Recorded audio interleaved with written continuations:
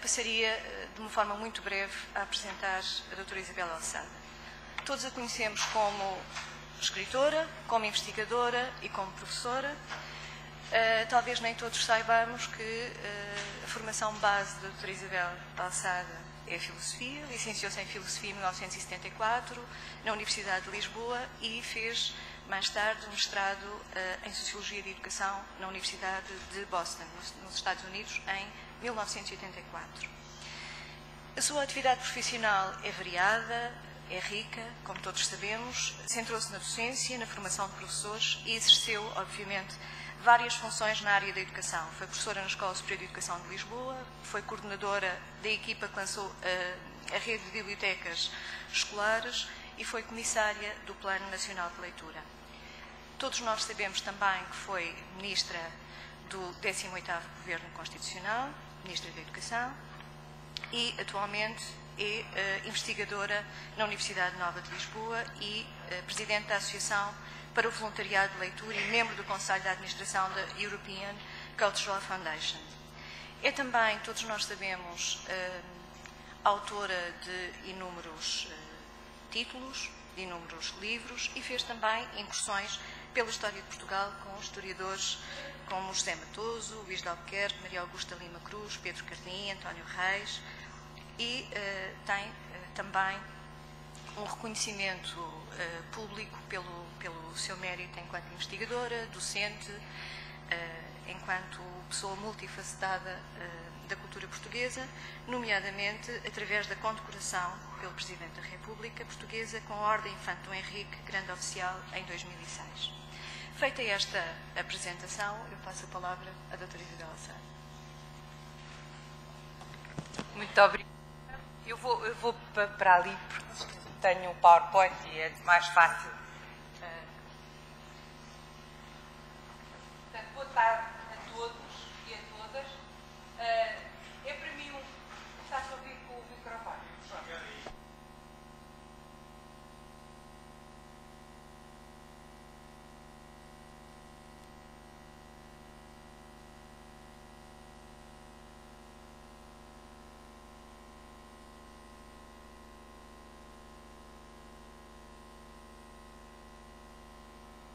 Os bibliotecários, agora é que está a dar. Parecia-me que havia aqui uma falta de eco. E queria agradecer também muito ao Instituto Politécnico de Beja a amável recepção e o apoio que têm dado a este encontro, que me disseram desde logo que entrei que foi um trabalho partilhado e, na verdade, quando nós nos encontramos para trocar ideias e para partilhar trabalho, as coisas correm sempre muito melhor e é essa a nossa perspectiva. Queria dizer-vos que é um gosto. Eu sinto quando entro num encontro ou numa sessão ou numa sala onde estão os professores bibliotecários, eu sou muito sensível à atmosfera psicológica e a atmosfera psicológica é sempre muito positiva, é muito favorável, mesmo quando as pessoas têm problemas, tendem a procurar as soluções em vez de se fixar nos problemas. E julgo que essa é a melhor perspectiva de se trabalhar, seja em que momento for, seja em que circunstâncias for, nós precisamos realmente de ter energia para mudar aquilo que está mal, evidentemente verificar aquilo que não está bem e apontar, mas ir em frente para que o nosso país continue numa senda de progresso em que está, enfim, já desde o 25 de Abril. Nós este ano comemoramos os 40 anos, ainda ontem tive o gosto de ir a uma sessão em que foi lançado um livro. Eu não participei no primeiro volume, mas vou participar no segundo volume, tal e qual como a Teresa Calçada. Eu participo com a Política da Leitura Pública e a Teresa com um artigo sobre a rede das bibliotecas escolares. E o volume é coordenado pela professora Maria de Luz Rodrigues e com muita colaboração e dá-nos uma panorâmica do que foi a democratização da educação desde o 25 de Abril. Portanto, passo aqui a propaganda deste livro, julgo que vai tornar-se certamente um livro de referência, porque quando nós quisermos analisar o que é que se passou, os grandes momentos, os pontos mais altos, até os recuos, aquele livro vai dar uma panorâmica bastante interessante. Estou convencida. Ora, deixa-me cá ver se eu descubro onde é que está. É aqui. É este. Bom,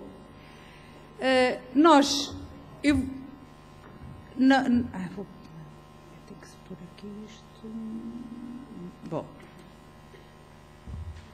este slide para iniciar, eu já vi aqui assim nestas, não sei como é que isto se chama, são blocos, sim, estes blocos, sente-se bem as palavras que estão aí assim impressas, dizem bem que hoje a leitura é uma leitura que exige uma preparação para diferentes suportes. Nós, se pensarmos, a linguagem oral é uma linguagem que se adquire sem formação, todos sabemos. As crianças, basta estarem imersas num mundo falante e adquirem, parece que automaticamente a linguagem, mas os cientistas dizem que que é inato a predisposição para, já estão formados circuitos que acolhem imediatamente no cérebro a linguagem oral, o que não é verdade para a linguagem escrita. Para a linguagem escrita, nós sabemos que pode ser adquirida universalmente, mas esta ideia de que a linguagem escrita, a leitura e a escrita está ao alcance de todos os seres humanos, como todos sabem, se fizerem só uma ligeira incursão nas vossas lembranças da história da escrita e da leitura, não foi assim durante toda a nossa história da humanidade, só no século XX e já, então no nosso país, bastante tarde, no século XX, é que se admitiu e que se acreditou e que se procurou ativamente dar a possibilidade a todos os seres humanos, a todos os portugueses, no caso do nosso país, de que dominassem plenamente a linguagem escrita na leitura, tanto lendo como escrevendo. Nós sabemos que isso ainda não está assegurado. Nós vemos, por exemplo, nos últimos censos, que ainda há uma taxa de analfabetismo. Bom, as pessoas geralmente, quando se fala do analfabetismo, dizem assim, no nosso país isso está resolvido. Está a dizer que não está resolvido. Não está, porque ainda há, e mesmo dizem, mas é só idosos. Os idosos não contam? Os idosos contam. E se houver apetência da parte dos idosos, como eu, por exemplo, já sou idosa, o que é que disfarço? Mas imaginem que eu, na minha idade, não sabia ler e queria aprender a ler. Olhem para mim, acham que eu não estava capaz de ir aprender a ler? Sou idosa. Então, os idosos não se oferece. Nós não temos neste momento, eu estou já a fazer um comentário de algumas coisas que me preocupam, nós não temos praticamente, garantidamente não temos um modelo de acesso à alfabetização que permita que uma pessoa que não sabe ler e escrever, que não adquiriu sequer a descodificação da linguagem escrita, possa aceder a esse bem que é tão importante. Eu digo-vos isto, sabem, porque estas coisas, às vezes, as pessoas tomam consciência pela prática. Eu vou a muitas escolas, muito. No outro dia fui a uma escola e as professoras disseram, aqui é tudo ótimo, só temos um problema, primeiro ciclo, há uma criança que já vai no terceiro ano, que faz o segundo ano e não consegue aprender a ler. Isto é uma coisa, justamente, mas porquê? Porquê que essa criança não... Começavam lá a embrulhar e depois de repente diz-me assim, os pais também não sabem ler, nem o pai nem a mãe. Com 30 anos. Não são só os idosos, ainda há uma parte da população portuguesa, ainda jovem, dizem assim, são poucas pessoas, sim, mas são os milhares de pessoas. E nós não fazemos nada? Vocês sabem muito bem, por experiência própria, o que é que significa para uma criança que está na escola ter em casa pais que não são que dizemos tradicionalmente iliterados. Quer dizer, qual é o apoio, a expectativa, a relação que podem ter é muitíssimo diferente daquela que têm os pais que são letrados. Portanto, nós devíamos nos preocupar, e não era difícil. Era possível montar um sistema em que escolas, juntas de freguesia, oferecessem possibilidade de cursos, naturalmente, que teriam que ser feitos pelos professores, com módulos progressivos de acesso, e era possível montar isto. Bom, hoje em dia temos uma outra linguagem, que ali está, a linguagem digital, que todos conhecem. Aí esta linguagem é curioso, mas aparentemente esta linguagem parece mais acessível às crianças do que a linguagem escrita. Nós dizemos, eles parece que nascem, os chamados nativos digitais, nascem com uma capacidade de navegar na internet. Todos já viram uma coisa já saiu há uns anos, daquela miúda que tinha uma revista, que tinha 1 ano e pouco, e que tentava clicar na revista, a revista não fazia nada, e ela atirou com a revista fora, porque a revista não prestava, não era como o tablet. Eu ia dizer iPad, mas iPad é marca, não é? Não se pode. Tablet. Bom, em todo caso, há uma coisa que é muito importante e que nos deve preocupar, é que a linguagem digital inclui linguagem escrita. Uma grande parte daquilo que é propiciado pelo suporte digital é escrito.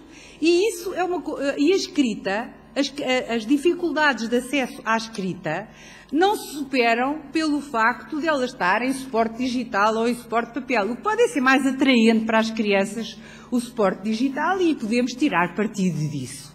Mas a iniciação à escrita e o desenvolvimento da escrita e da leitura formal é um processo longo, como todos sabemos. É um processo que exige muito esforço ao ser humano.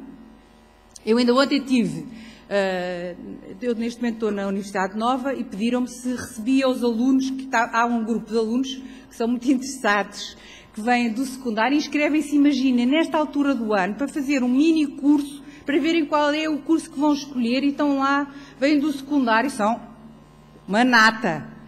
Porque para estarem nesta altura do ano a querer ir ter aulas, depois de acabarem as aulas do 12º ano, imaginem o que é. Foi um prazer estar com aquele grupo.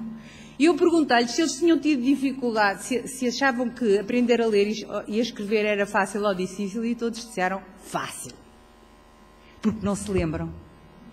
Porque uma vez adquirido o processo, nós sabemos que ele imediatamente se torna tão automático que eu sei que, pondo estas frases ali naquele ecrã, vocês não conseguem deixar de as ler. Não conseguem. Se olharem para lá, tchuc, estão a ler. E nós depois pensamos, pelo facto do adulto ter este processo automatizado, para as crianças ele também é automático, coisa que não é verdade. Exige muito esforço para quem aprende, exige muito esforço para quem ensina, exige muita paciência, exige muita compreensão, e depois ainda por cima sabemos que cada um tem o seu estilo de aprendizagem, por isso ainda temos que ter em conta que cada um pode ter um processo diferente, e daí também toda a polémica acerca dos métodos, etc, etc, etc. Nós sabemos que o acesso à leitura, já falei, que até ao século XX não era reconhecido, achava-se que havia seres humanos que se calhar não tinham capacidade para isso. A partir do século XX isso ficou posto arredado, e talvez no século XIX já os americanos diziam que sim, que se podia fazer uma alfabetização universal, mas havia quem, na América, mas também havia quem dissesse que era perigoso.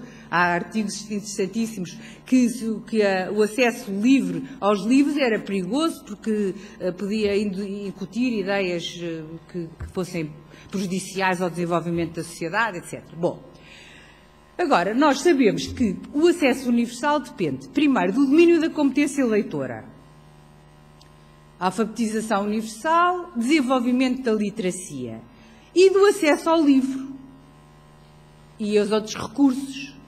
a edição, as bibliotecas públicas, bibliotecas escolares, que nós, felizmente, no nosso país temos tido um processo. Há um contraste enorme, vocês devem sentir isso, eu sinto imenso quando vou a uma instituição qualquer que tem biblioteca, comparando com as bibliotecas públicas e escolares, nomeadamente algumas do ensino superior. Têm bibliotecas, que não é o caso dos institutos politécnicos, que geralmente fizeram as bibliotecas já numa etapa de desenvolvimento e tiveram a preocupação de se atualizar, mas há algumas universidades que têm bibliotecas que... Bem, nós, quanto à leitura digital, temos várias etapas também, desde a invenção do computador. Eu lembro-me quando estava na faculdade que na psicologia nos disseram que havia um senhor na América chamado Wiener, que tinha escrito um livro chamado Design for Brain. E esse livro tinha sido a base depois da construção por parte das Forças Armadas Americanas de um cérebro, uma máquina pensante que ocupava uma enorme sala e tal, e nós acreditávamos assim vagamente. Será que pensa mesmo? Isto deve ser uma coisa... Mas realmente eram os primórdios do computador. Depois nós temos a criação da internet, a difusão do computador pessoal, do Android, do iPad, e então nós sabemos que o acesso à leitura não depende, não é só o ser capaz de ler, de ter livros, ter periódicos, é também o domínio da competência de leitura em suporte digital, embora pareça que todas as crianças nascem ensinadas, sabemos que assim não é. A seleção da informação, ser capaz de encontrar aquilo que se quer, há toda uma série de competências, não haver uma leitura dispersiva, que é muito importante que sejam proporcionadas e induzidas pelo trabalho que os professores e as bibliotecas fazem. Nós, a leitura tradicional, não vou dizer o que é, todos sabem, está ali escrito. A leitura digital, nós sabemos que a leitura, o significado que é dado, por exemplo, a uma página da internet, é uma integração de diferentes leituras, não é só a leitura do texto, porque temos a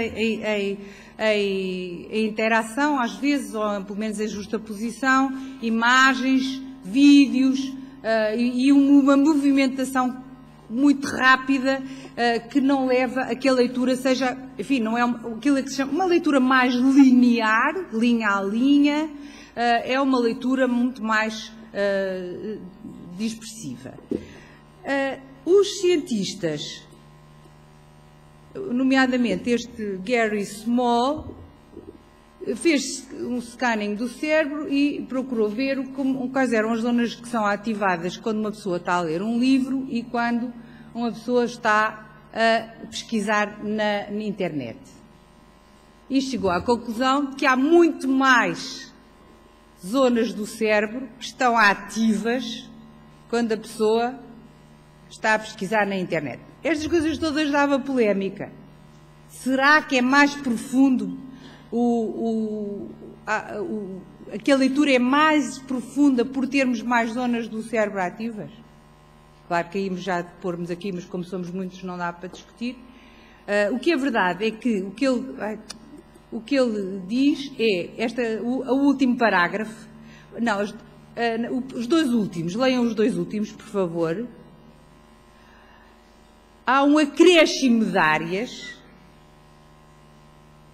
Esse acréscimo tem a ver com zonas do cérebro que são ativadas quando é preciso tomar decisões e informações complexas, imagens, etc. Mas, do meu ponto de vista, ele não diz isso. Evidentemente, nós sabemos, pela experiência intuitiva, que a leitura em profundidade, em princípio, faz-se se vai mais longe na leitura em profundidade quando não há esta multiplicidade de elementos. O que não quer dizer que isto não seja riquíssimo. Temos é que concluir que são tipos de leitura diferentes. Bom, na leitura tradicional, nós sabemos que temos que a aprendizagem, o que é que nós queremos com a aprendizagem da leitura? Queremos formar leitores autónomos. Queremos que eles partam livremente para lerem livremente aquilo que encontrarem. Mas há etapas muito importantes, portanto, a iniciação, a descodificação, a compreensão. Eu não me estou a esquecer que vim cá falar sobre os voluntários de leitura. É que os voluntários de leitura radicam exatamente nesta questão. Nós temos aqui uma etapa muito importante, que é a iniciação, descodificação, compreensão, aquisição de automatismo e de fluência, domínio de várias estratégias de leitura, e isto exige tempo, vários anos. O que é que acontece? Acontece que esse tempo só é, quer dizer, nós podemos ter 20 anos, aprendemos a ler, imaginemos em 6 anos. Aos 6 anos, aos 7 fizemos qualquer coisa e depois deixámos de ter experiências de leitura. E vocês sabem muito bem que os miúdos que não gostam de ler, que não praticam, os que não gostam não praticam. Se não praticam, não desenvolvem. E isto é um círculo vicioso. Portanto, não vão ler. Então, esta leitura exige envolvimento pessoal daquele que vai ler, exige concentração, exige autodomínio, exige multiplicidade e diversidade de experiências. Quanto à leitura digital, é de outra natureza. Nesse caso, muitas vezes até autonomamente vão sozinhos e brincam na internet e estão ali muitas vezes com jogos e o Facebook e essas coisas, mas pronto, é uma leitura, nós podemos dizer, é uma leitura de nível bastante baixo, mas é uma leitura, não podemos ficar satisfeitos com isso, a nossa função não é ficar satisfeito, é ficar inquieto para levar cada um o mais longe que for possível. Esse é o nosso princípio na educação, é levar cada um o mais longe que for possível e abrangendo todos. Eu estou a citar o meu amigo António Nóvoa. O Nóvoa diz isto, levar cada um o mais longe possível, mas todos devem ser envolvidos. Portanto, procurar caminhos, identificar as questões, ajudá-los a identificar, enfim, todos estes pontos que aqui vêm e que nós temos que trabalhar com os mais novos. Agora vou passar estes que já me apetece. Vocês já sabem, isto também não vou, conhecem muito bem o Plano Nacional de Leitura, mas a primeira linha que ali está, em todo caso, eu quis deixar pelo seguinte. Uma preocupação que nós tivemos imensa à Comissão do Plano Nacional de Leitura foi clareza de objetivos. Eu acredito que quando nós somos muito claros no que queremos, vemos mais facilmente a meta, afastamos as brumas, sabemos onde é que está a meta, procuramos ver como é que se chega lá e as outras pessoas que também vêm também querem. Isto é a perspectiva. Portanto, o Plano Nacional de Leitura, naturalmente, que se deveu ao esforço de muitas pessoas, mas porque eu penso que tinha clareza de objetivos. Era muito simples, trabalhar em rede, fazer parcerias, pôr toda a gente... Mas para as pessoas, nós temos mais 140 mil professores. Agora, se calhar, já são 120. Ou serão 110? Não sei. Veem como a linguagem é terrível? Nós tínhamos 140 mil professores. Uma coisa qualquer que pareça fantástica, como é que se passa a 140 mil pessoas? É difícil, não é? Claro que uma rede fantástica é a vossa. Vocês conseguem fazer milagres a passar a informação. E o facto do plano ter ficado estruturado na rede das bibliotecas escolares e das bibliotecas públicas permitiu que ele tivesse expressão. Bom. Depois é também o facto de nós termos os recursos digitais. Se não tivéssemos os recursos digitais, bem podíamos pregar em despachos, em circulares, etc., que primeiro que chegassem à pessoa que precisa era dificílimo. Portanto, os sites foram muito importantes para... e os recursos que os sites também, portanto, as ideias que os sites traziam e os recursos, nomeadamente os recursos digitais.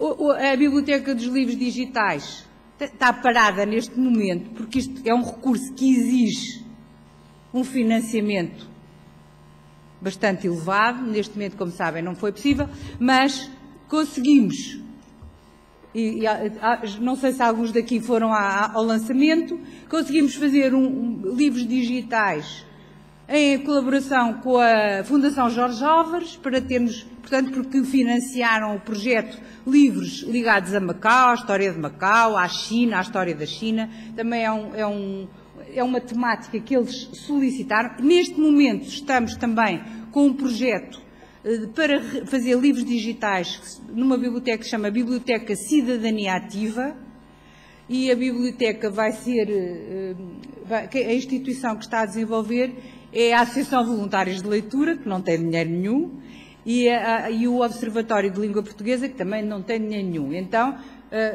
recorremos a fundos do IEA Grants, que, enfim, foi a burocracia. Agora é que eu vejo quando as pessoas se queixam da burocracia. É horrível, perde-se mais tempo às vezes a fazer a parte burocrática do que o trabalho em si. Mas vai-se fazer, vão-se fazer 15 livros sobre temas de cidadania ativa, igualdade de género, sobre questões, enfim, de tolerância, anti-bullying, coisas desta natureza, para ajudar depois nas escolas e na sociedade em geral. O caminho das letras e outros que existem. Estes foram aqueles que... Bom, quanto à avaliação do que já se fez no país, nós verificamos que o PNL, como sabem, foi sempre avaliado, e hoje a avaliação da parte dos docentes e também da parte da sociedade em geral, porque foram feitos barómetros à opinião pública, foi altamente positiva. Eu pus um dos quadros que o CIES disponibilizou na altura, porque fez-se a avaliação até 2009, 2010. Agora já não está a ser avaliado, que é uma coisa que me preocupa, porque se devia ver o que é que está a acontecer, não é? Mas não está a ser avaliado.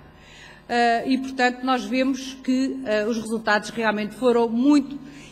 Mas isto é a opinião das pessoas. Muitas vezes as pessoas fazem, enfim, projetam o seu desejo naquilo que dizem, e, portanto, quando são só avaliação com base na opinião, não se pode ter a certeza se, de facto, houve impacto positivo ou não houve impacto positivo.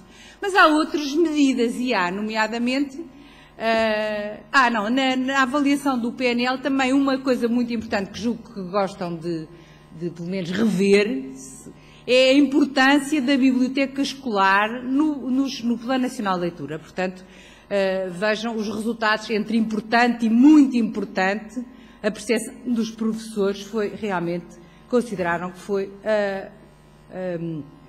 muitíssimo importante.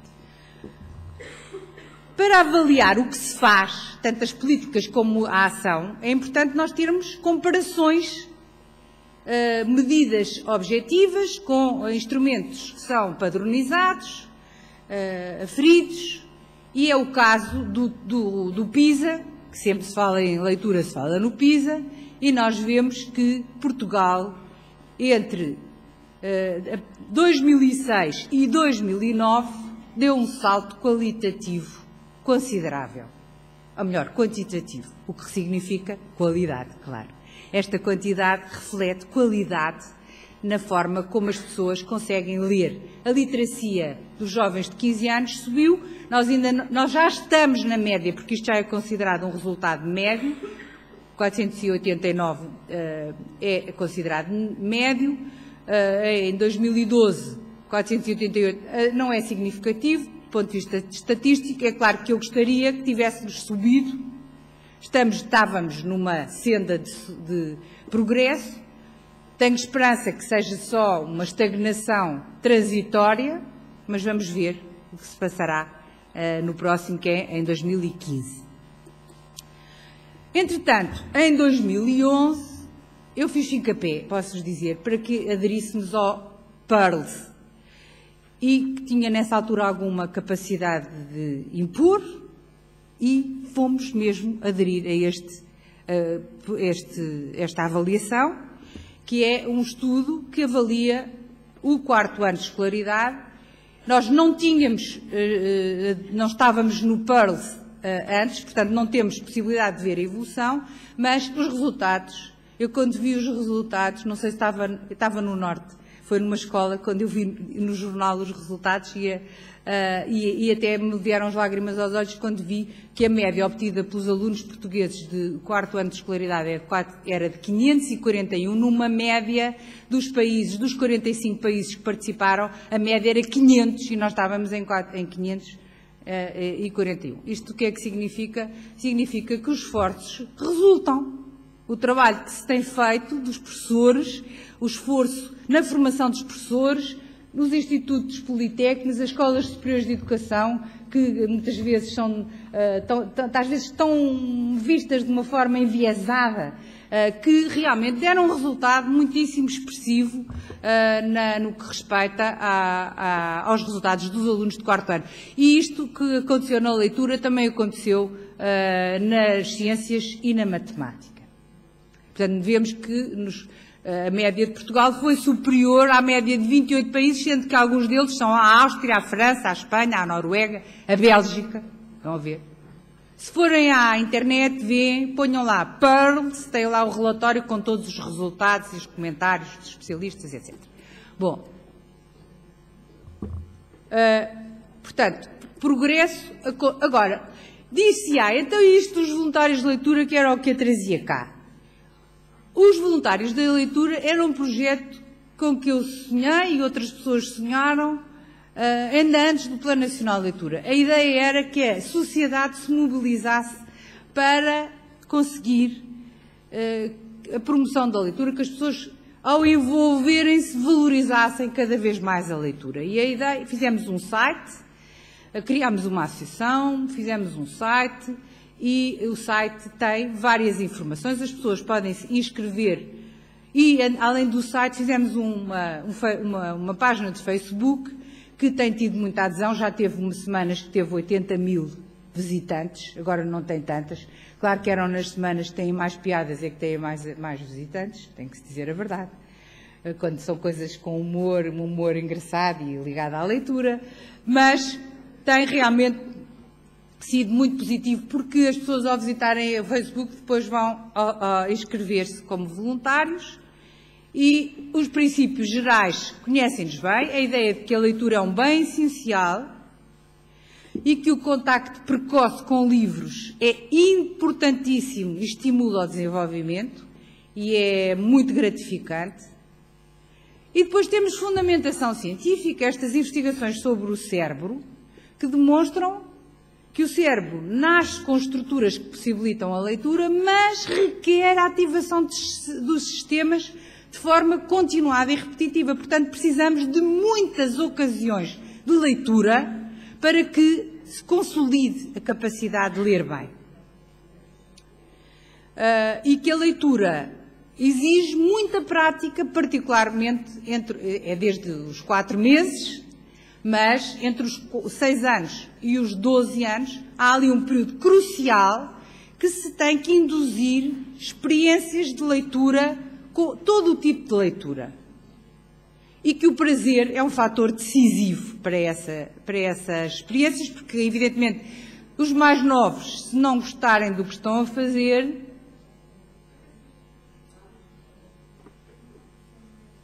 nós hoje sabemos que a obediência desvaneceu-se.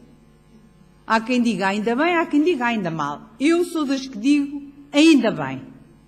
Deu-nos mais estímulo a ser persuasivos e pensar que a motivação é o fator decisivo do ensino. Também há muita gente agora que anda aí a dizer mal da motivação. Mas as pessoas aprendem bem se estiverem motivadas e podem obedecer para aprender, mas é uma aprendizagem de um nível muitíssimo inferior àquele que se consegue quando estão verdadeiramente envolvidas. Portanto, ler com prazer cria hábitos de leitura, pode não criar para todos, claro que nós somos todos diferentes, mas as crianças e jovens que gostam de ler têm melhores resultados na escola, isso está mais que demonstrado. Os próprios estudos da OCDE, o PISA e o PIRLS também trazem essa informação. Este ponto eu penso que é importantíssimo para nós, o terceiro ponto que está ali, é que o nível de leitura é mais determinante do sucesso escolar do que o nível socioeconómico das famílias. Nós sabemos isso no nosso trabalho e nas nossas escolas, mas às vezes esquecemos e pomos-nos distraídos. Nós sabemos que se nós conseguirmos que as crianças, sejam de que meio forem, seja quais forem as condições que tenham em casa, claro que se tiverem piores condições em casa é mais difícil, mas consegue-se. E então nós conseguimos que tenham êxito escolar graças ao nível de leitura. E a leitura, claro que tem um impacto muito positivo no desenvolvimento. Quais são os princípios do projeto? Está tudo no site, mas a missão é desenvolver uma rede nacional de voluntariado. Cidadãos que vão ajudar na nossa tarefa dos profissionais. Apoiar iniciativas, o projeto não pretende fazer coisas, pretende potenciar iniciativas, não tem projetos específicos. Os projetos são os das instituições, mas essas instituições podem beneficiar da presença de voluntários. Estimular a adesão de voluntários, disponibilizar informação, assegurar recursos e realizar investigação. Os objetivos da prática do voluntariado. De um lado, o dirigido a crianças, que é mais fácil, porque é fácil um voluntário sentir-se confortável com crianças e é muito fácil que se sinta confortável com crianças do primeiro ciclo com determinado tipo de orientação sempre. É mais difícil, por exemplo, com adolescentes é muito mais difícil. Até nós, professores, com adolescentes, sabemos como é às vezes difícil e para o voluntário é mais difícil porque naturalmente o voluntário não é uma pessoa que tenha uma preparação profissional, é uma pessoa que vem com a sua competência e que é enquadrada pelos profissionais, mas nós não vamos fazer uma formação específica para o voluntariado de leitura. É preciso uma formação para a pessoa perceber o que é um voluntário. Mas para ser voluntário de leitura basta saber ler. Portanto, é essa competência e, portanto, as atividades têm que ser consentâneas com aquilo que é o princípio do voluntariado. Portanto, e alargar e consolidar a competência de leitura entre todos, se for possível, e se houver pessoas que tenham muito jeito para trabalhar com adolescentes ou até profissionais que estão reformados ou que não estão, mas querem trabalhar com voluntariado com adolescentes ou com adultos, muito bem, e também diversificar as experiências. As áreas de desenvolvimento do voluntariado, a educação, as áreas de educação, cultura, também saúde e solidariedade social. O papel dos voluntários, qual é? Nas escolas e bibliotecas é promover o prazer de ler, dando tempo. E pode ser ler para um só beneficiário, ou para um pequeno grupo, ou para uma turma, ou apoiar os profissionais, porque há, por exemplo, voluntários que vão para fazer atividades de leitura, mas depois gostam de dar apoio na biblioteca, noutras tarefas da biblioteca, e não há nenhum impedimento se o bibliotecário assim o entender. As figuras de referência, os professores e os bibliotecários, que enquadram, ok, o bibliotecário, conforme a dimensão da biblioteca, indicar para acompanhar o voluntário. Portanto, nós temos o site, tem formação em e-learning para as pessoas poderem consultar e ver e assistir a sessões videogravadas. Tem muitos vídeos, não muitos, mas tem alguns. Alguns são só testemunhos a dizer que isto é bom. Enfim, é aquela coisa mais propaganda, não é? Mas depois tem alguns que indicam precisamente o que é para fazer e ajudam as pessoas a perceber o que é. Portanto, quais são as atividades principais? Diria, leitura a par com 1 ou 2 alunos, do meu ponto de vista, as pessoas, há aqui alguns que já ouviram falar deste projeto, e alguns têm-no já a desenvolver intensamente, em Évora, por exemplo, já fui várias vezes, e outros sítios, não é? Têm já a implantar, portanto, desculpem lá, estão a ouvir o mesmo, mas a leitura a par é uma coisa muito importante. Porquê? Porque se uma criança está ainda numa fase em que não se sente muito confortável a ler sozinha, se tiver um adulto ao lado, o adulto ajuda imenso a esforçar-se por conseguir ler bem, e às vezes nem é preciso o adulto fazer nada, basta fazer assim, vá. Ela vai lendo, mas e vai-se achando por ler aquele para conseguir bem, que às vezes palavras ou ações ou frases que ela não percebe, o adulto pode lhe explicar, ou pode ler alto, etc. E, portanto, é uma coisa fantástica, gratificante, e que um professor não tem capacidade para fazer, portanto, sentar para que cada um possa ter esta atividade individual, não é? Deslago o rainho, voluntário, simples. Podemos também aconselhar os familiares a fazerem isto em casa, ainda potenciamos mais, mas há muitas crianças que não têm essa possibilidade. Também se pode, evidentemente, leitura em voz alta para uma turma ou um grupo, leitura em voz alta e debate com grupos. Nesse caso é bom que cada um tenha o livro para poder debater mais facilmente, apresentação de livros e outras atividades, como apoio a atividades da biblioteca, apoio a atividades que já são muito frequentes nas nossas escolas e que me dão um prazer enorme. A Semana da Leitura, as festas de leitura, o dormir com livros, todas essas atividades que se fazem tão interessantes, os concursos, os jogos, as visitas de escritores e ilustradores, apoio à organização de feiras, etc, etc. Bom, a integração é muito importante isto. Primeiro, é preciso que a escola esteja convencida que o voluntário é um benefício para a escola. A escola não é uma entidade de paredes, tem que ser o corpo docente, a direção, as pessoas que trabalham, os funcionários têm que aceitar que há pessoas de fora que vão ali dar um apoio, e, portanto, isso compete ao professor bibliotecário, compete muita coisa, é mais essa, explicar e ir pouco e pouco, da forma que achar mais conveniente, sem formalizar muito, convencendo as pessoas que é benéfico, e depois provar, ajudando o voluntário a conhecer a biblioteca, a escola, ou a biblioteca pública, a equipa, etc., a compreender a cultura da instituição, a conhecer as crianças ou os adultos com quem vai trabalhar, etc. O enquadramento do voluntário também está na internet, mas as crianças ao vivo, explicando, ajudando muito a escolher os livros adequados às atividades, porque as pessoas sentem-se muitas vezes incapazes, sabem lá o que é melhor, mas quando começam logo a perceber que para aquela criança, e a certa altura até começam a perceber que é muito bom envolver as crianças na escolha daquilo que vão ler em conjunto ou ler a dois. As regras, enfim, todas vocês conhecem, é ser flexível, é primar, é confiar nos profissionais e ser flexível, estas regras que transmitimos. Agora tenho aqui alguns dados de avaliação. Em primeiro lugar, quantitativo. De dezembro de 2012 a maio de 2014, inscreveram-se 894 voluntários. Que é bom. É bom. É bastante bom.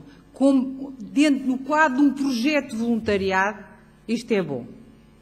Colocados em escolas foram 321.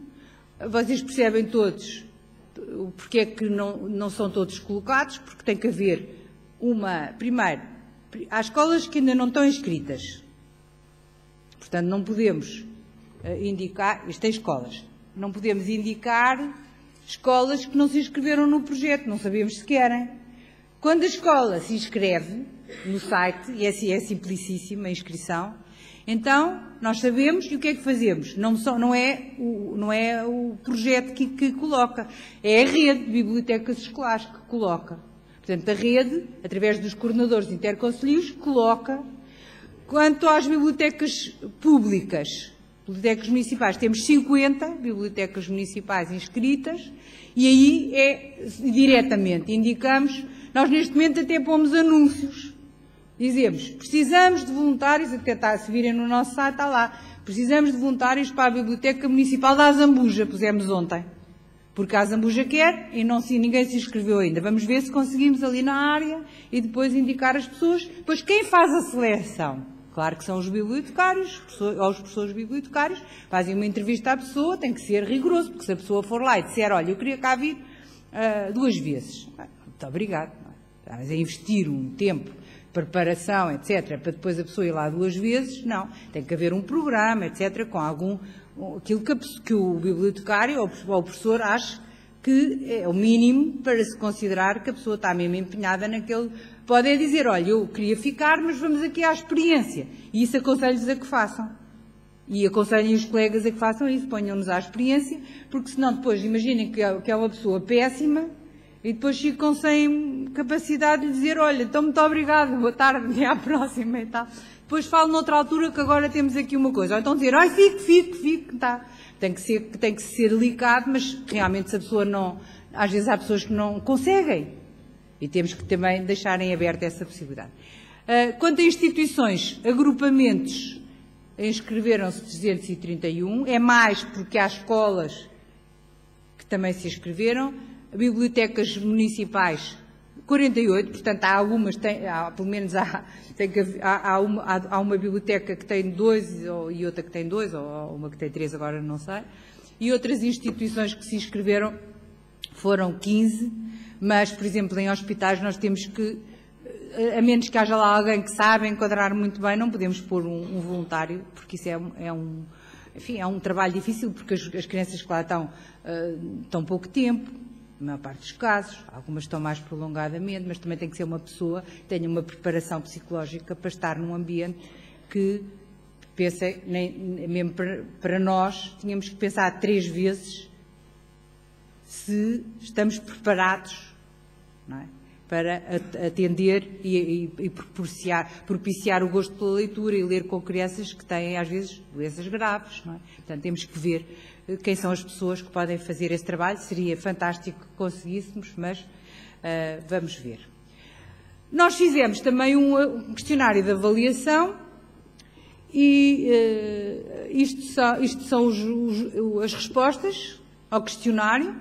Tivemos 465 pessoas que responderam, coordenadores 31, professores bibliotecários 248, docentes 32, estou aí a ver o resto. Bibliotecários da rede pública 10, voluntários da leitura 108 e cidadãos 34. 34 cidadãos que nem eram voluntários e responderam ao inquérito. Já estou a demorar muito tempo.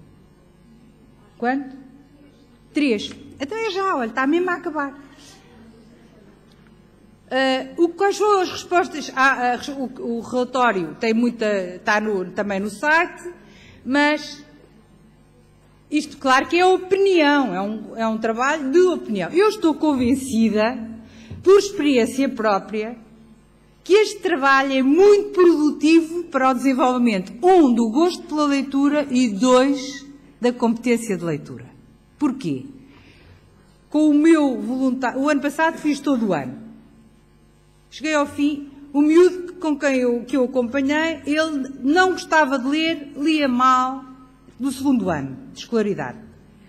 Ele não gostava de ler, inclusive quando a primeira vez que eu lá apareci e que tinha já combinado com a professora bibliotecária e com a professora dele, que era ele disse não queria. Não quero. Eu disse, anda lá, pois se não gostares também ninguém te obriga. Anda lá a experimentar. Ele foi muito contrariado. Passado um tempinho, quando me via, fazia assim. Depois ia a correr comigo lá a fazer as leituras e depois, passado um tempo, eu pedi a uma pessoa para lhe perguntar se ele alguma vez na vida não tinha gostado de ler. E ele disse: sempre gostei de ler na minha vida. Portanto, estão a ver. É fantástico, porque ali era a prova, ele já se tinha esquecido, e nós esquecemos disso também, esquecemos de um... Enfim, quando forma nosso feitio, ele era realmente uma pessoa otimista e positiva, era um miúdo giríssimo, e as competências também se desenvolveram. A professora realmente deu-me conta de que ele estava também a melhorar, e é óbvio, uma pessoa se treina, melhora, não há dúvida. E os outros voluntários, vocês dizem: mas você é professora.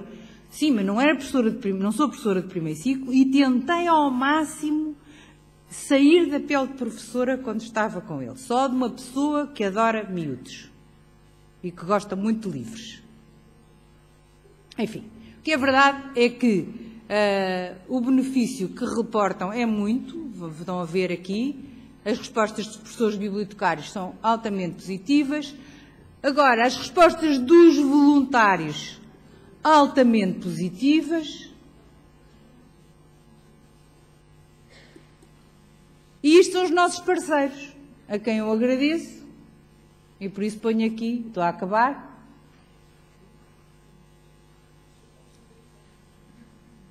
Aqui os nossos parceiros. A Lusitânia dá-nos os seguros, o Montepio dá uma ajuda, a Fundação Gulbenkian deu ajuda para fazer o site e a base de dados. Os outros não ajudam, de outra natureza, engendros. Pronto, tem que se dizer as coisas, não é? As câmaras, eu acho muito importante fazer uma parceria com as câmaras. Porquê? Porque as câmaras têm, muitas vezes, de uma maneira ou de outra, têm bolsas de voluntariado, ou apoiam bolsas de voluntariado.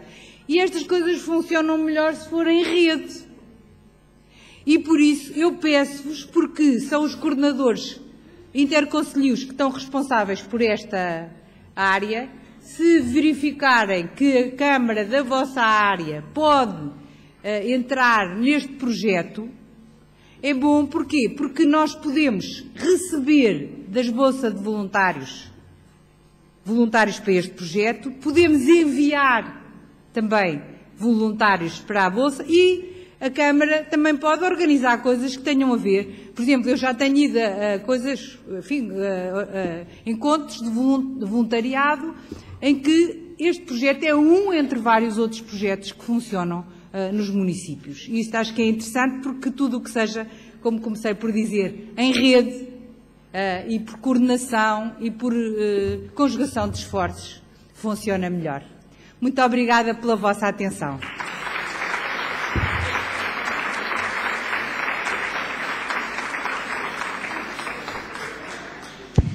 Como fazer o papel pouco simpático de terminar esta viagem, não pelo tempo, se me permite o trocadilho, mas pelo projeto de voluntariado de leitura, pelo Plano Nacional de Leitura e pelas bibliotecas escolares.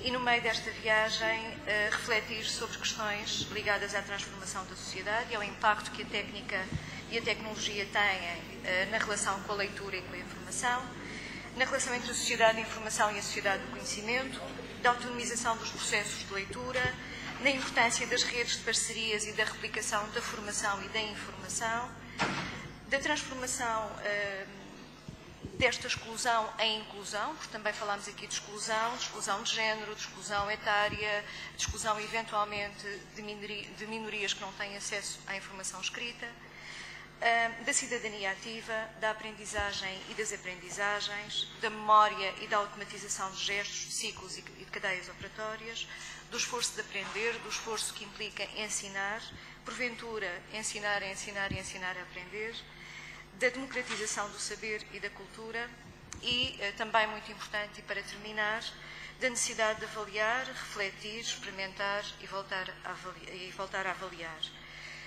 E de ler mais, ler sempre, porque, novo trocadilho, se me permite, porque ler dá prazer.